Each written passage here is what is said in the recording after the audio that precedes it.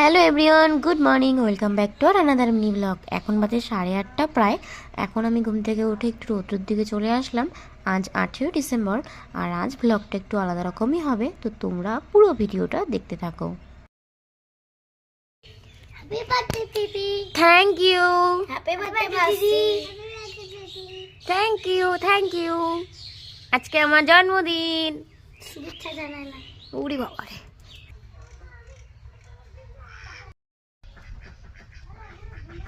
এত সিম্পল। ধনিয়ার চাটনি, এটা কি লাফা শাক, লাফা শাক দিয়ে আর আলু সিম দিয়ে তরকারি।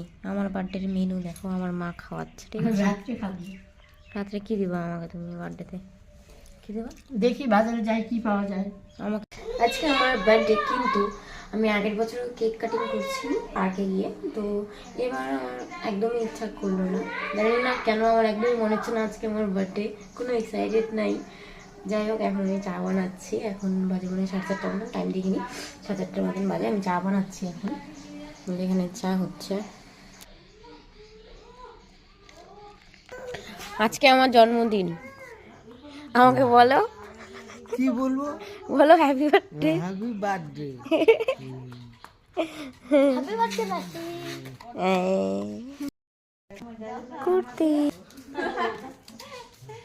আমার বার্থডে আজকে। Happy birthday. কি রান্না করবা আমার জন্য? তোর যেটা পছন্দ, কষা কষা মাংস আর রুটি আর পায়েস। আমার মা আমার জন্য বানাচ্ছে পায়েস, আর নিয়ে আসে চিকেন আর রুটি হবে আজকে। আর আমার চিকেন আর রুটি যেহেতু ফেভারিট, আমি পায়েস বানাচ্ছে।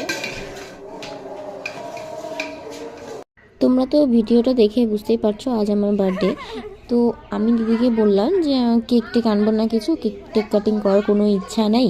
তোমাদের তো বললাম ভিডিওতে, যাই হোক। তো দিদি সেটা শুনে নাকি খারাপ লেগেছে, তো সেই জন্য হলো দিদি আবার কেক নিয়ে চলে এসে সন্ধ্যাবেলা কেক নিয়ে এসে আমাকে একদম পুরো সারপ্রাইজ করে দিয়েছে। আজকে রাত্রেবেলা হবে চিকেন, সেই জন্য আমি এদিকে মশলাগুলো সব করে নিচ্ছি। মা এখন আটাটা মেখে নিচ্ছে। তো চলো কেকটা কাটিং করি।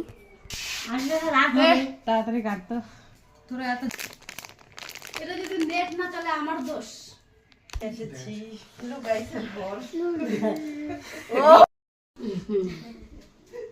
মশাইটা তো অবশ্যই উঠতিছে নিচে থেকে নে। আবার নিচে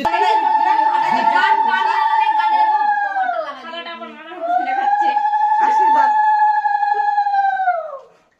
পায়েস অল্প দিও, অল্প